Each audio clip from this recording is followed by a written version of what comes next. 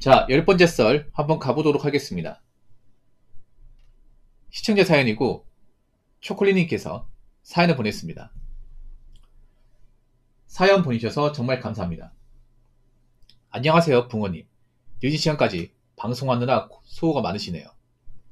제가 태어나면서 할머니, 할아버지 손에 자라서 지금까지 25년 살다가 2주 전 9월 5일에 부모님이 저랑 이제 함께 살려고 15년 된 동대문구 구축 아파트 방 3개 9억 6천에 팔아서 12억 4천으로 방 4개 평수 40평으로 넓혀서 듣도 보지도 못한 완전 낯선 땅이 경기도 하남시 아파트로 이사하게 되었는데요.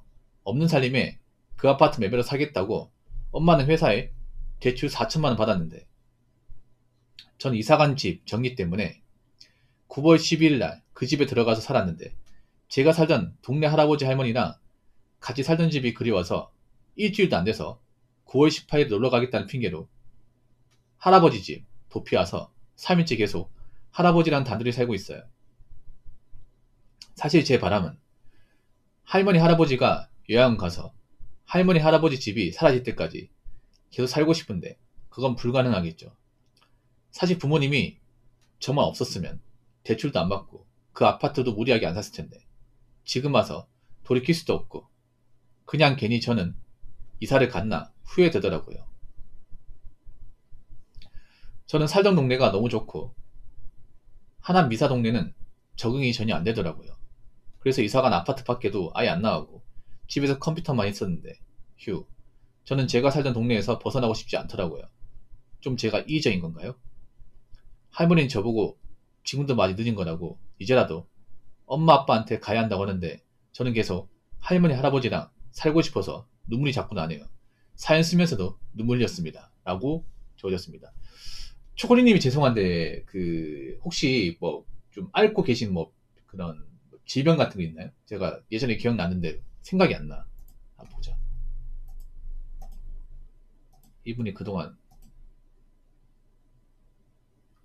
맞다, 아스퍼거.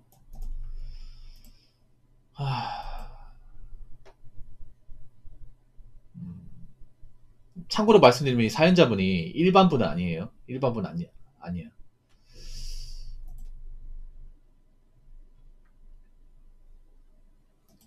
일단 하남시 그 동네는 나쁘지 않아요. 오히려 지금 사는 동네가 객관적으로 더 좋을 수 있습니다. 좋으니까 갔겠죠. 서울이라고 다 좋은 거 아니잖아. 하남시면 그 송파랑 가까워서 나쁘지 않을 텐데 교통이나 인프라는 여기가 더 좋을 텐데. 예, 객관적으로 나쁘지 않은데 뭐 어머님께서 생각이 없는 건 아닌 것 같은데요. 예. 그리고 돈을 많이 버셨네. 뭐 영끌도 아니고 가지고 있는 돈이 그래도 좀 있나 보네. 열심히 사셨나 보네요. 근데 부모님이 님을 왜 할머니 할아버지한테 맡겼는지 알 것 같아요. 부모님 맞벌이 하시죠. 엄마 아빠 맞벌이 하죠. 그러면 바빠가지고 돈 버느라 이제 님을 케어하지 못했을 거야. 님이 일반 사람들처럼 이렇게 독립이 가능하고 자립이 가능하면 부모님이 좀 데리고 있었겠죠. 근데 님이 그게 안 되니까 할머니 할아버지한테 맡기신 것 같아요.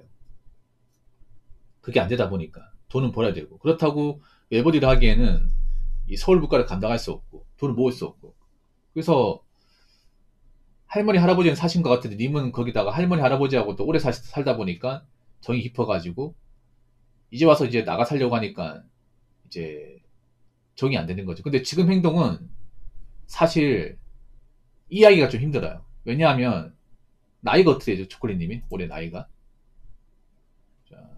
3년 전에 22살이니까 지금 25살이네요. 그럼 성인이지 않습니까? 객관적으로 성인이죠. 근데 한 행동은 좀 초등학생 같아. 네. 우리 보면 이제 아무것도 모를 때 있잖아요. 왜 할머니 집에 가면 이제 좋잖아. 좋다가 이제 엄마가 가자고 하면 나 싫어 여기 더 있을까 이렇게 떼부린 적이 있단 말이야. 그런 적 있죠 어릴 때.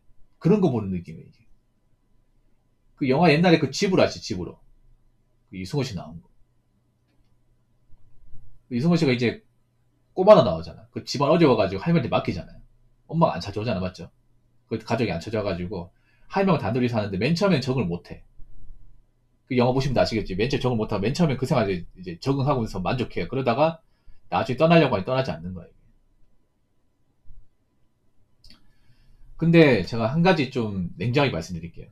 뭐 심정 이해 갑니다만 할머니 할아버지가 올해 어떻게 되시죠? 나이가? 70 넘었을 것 같은데 80 가까이 되지 않나 이게?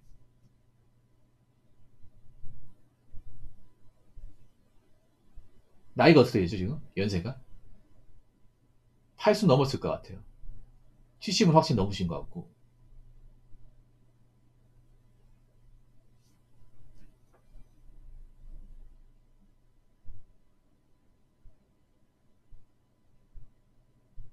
연세가 어떻게 되는지 몰라요? 꽤 많으실 것 같아. 예. 그러면 안 좋아요. 그러면 안 좋아. 할아버지 초기 치매하고. 보통 할아버지가 치매오면 할머니도 치매 올 가능성이 큽니다. 이게. 왜냐면 케어할 사람이 없잖아. 그러니까 뭐냐 하면 부모 입장에서 그런 거예요. 할머니, 할아버지들이 몸 편찮고 이제 정신을 온전하지 못하기 때문에 님이 같이 있어봤자 도와주지 못한다는 거예요. 님은 건강할 때 할아버지, 할머니 모습 기억하겠지만 앞으로 할머니, 할아버지는 건강한 모습보다는 아픈 모습 많이 보일 거야. 나이 드시면 너무 그 할아버지 그 간병하고 케어하는 게 쉽은 게 아닙니다. 현실은 현실이야 이게. 그렇다고 님이 할머니, 할아버지 뭐 치매나 병 걸리면 뒤에서 뒷바라지 하실 거예요 평생? 그건 아니잖아요. 님도 사람이에요 사람.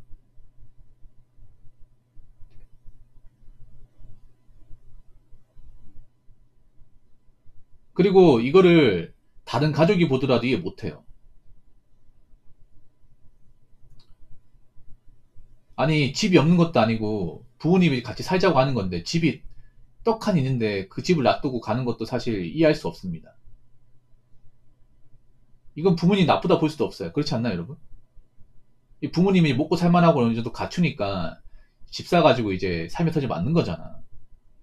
초콜릿 이렇게 생각해봐요. 부모님이 물론 님한테 사랑 못 준 건 맞아. 그건 잘못한 게 맞아. 근데 부모님 또 어떻게 님 데리고 와 살려고 그동안 노력을 많이 했어요. 돈 엄청 많이 벌었어요. 이거 말이죠 아파트 쉬운 것 같지만 이거 평생 이 돈 벌지도 못하는 사람도 많습니다. 이 돈이 얼마인데 이 봐봐. 12억짜리 아파트면 그동안 진짜 쇠가빠지 열심히 한 거야 이게 종ችን 받쳐가면서. 그럼 그 부모님 노고도 생각해야 될 거 아니에요. 뭐 부모님이 님한테 아파트 뭐 대충 갚으라고 하는 것도 아니고 와서 살라는 건데 나머지 부모님 알아서 하겠다는 거잖아. 근데 그것도 못하는 겁니까 그것도?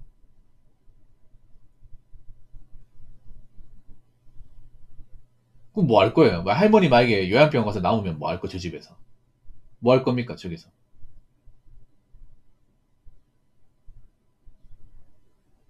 할머니 할아버지 안 계신데 거기 혼자 사는 것도 좀 모양새 이상해. 저걸 다른 가정의 친척이 보면 뭐라 생각할까? 저 할머니 할아버지 다른 자녀분도 있을 거 아니에요. 뭐 삼촌은 뭐 이모 고모 있을 거 아니야. 어릴 때는 이제 사정이 있으니까 같이 사는 거 이해했지만 할머니도 이제 아프고 할아버지도 아프고 한데 그리고 님 다 큰 성인이에요. 근데 아직까지 이제 돈이 못하고 같이 산다고 하면 저 집 남아있다고 하면 무슨 생각 가질까 이게. 이해 못해요 이거는. 집이 없는 것도 아니야 이게.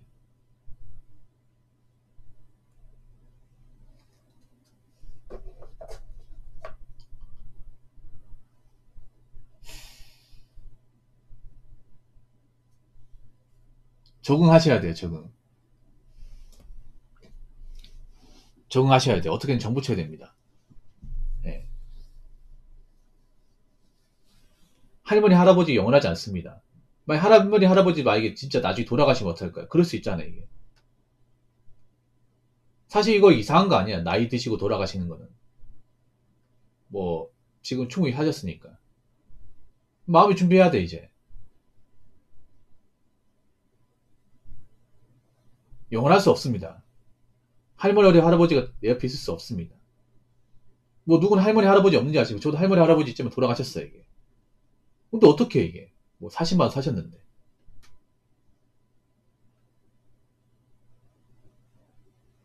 어릴 때 추억으로 사는 거죠, 이게. 어릴 때. 저희 집도 할머니 모셨거든요. 그 친할머니.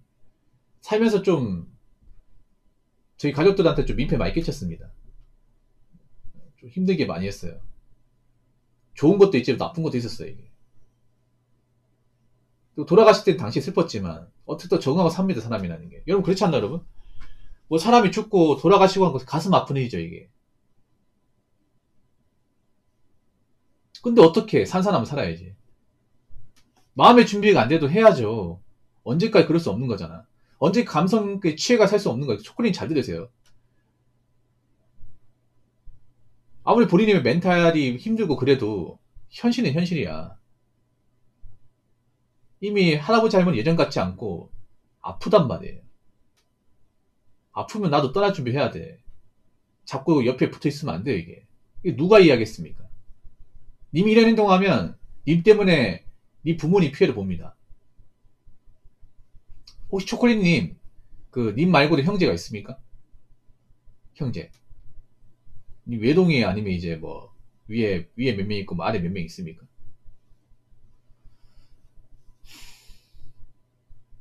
그 생각해봐요. 그 부모님이 나랑 같이 살려고 그동안 얼마나 정말 열심히 일하면 돈을 벌었는지. 지금도 돈을 벌어야 되잖아. 대충은 남아있으니까.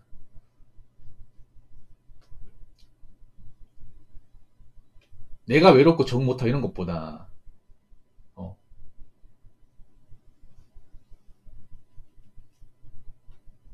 여동생이 있다고. 자매인가 보네, 자매.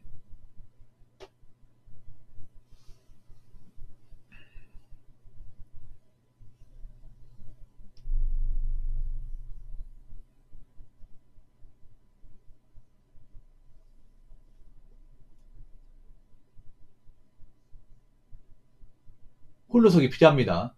적응해야 돼요. 그럼 지금 고3이네, 고3. 그러면 그 집에 가면 그, 어머니가 이제 구한 집에 가면 그 동생도 있는 겁니까? 그 동생하고 같이 생활해야 돼요?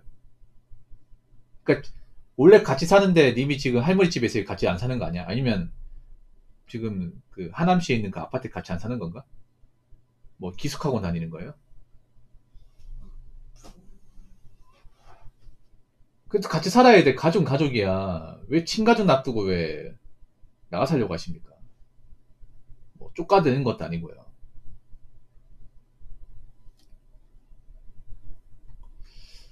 아무튼 뭐 할머니 할아버지 아프고 이제 뭐 기억이 쇠한 거는 안타까운 일이지 뭐 어쩔 수가 없습니다, 이게.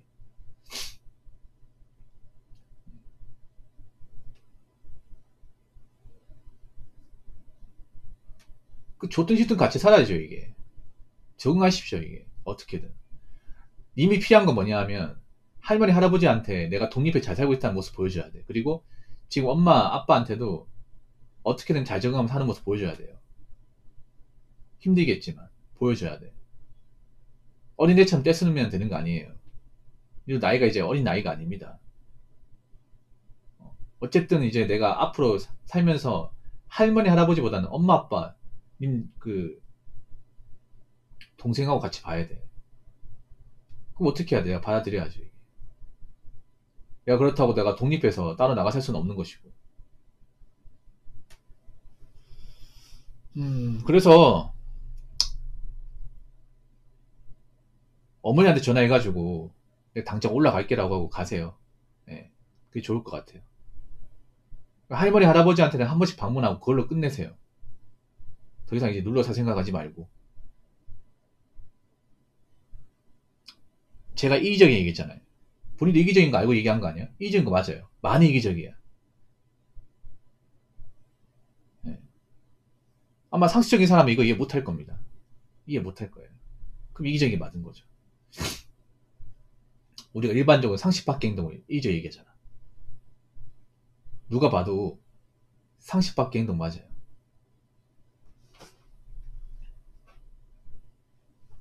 그렇기 때문에 일단 어머니한테 연락드리고 다시 올라가요, 다시. 하남으로 가십시오. 그리고 어떻게든 적응하려고 노력하는 모습 보여주고. 무슨 말인지 아시겠죠? 오늘 사연 감사합니다. 초콜릿님. 잘 적응하는 모습 봤으면 좋겠습니다.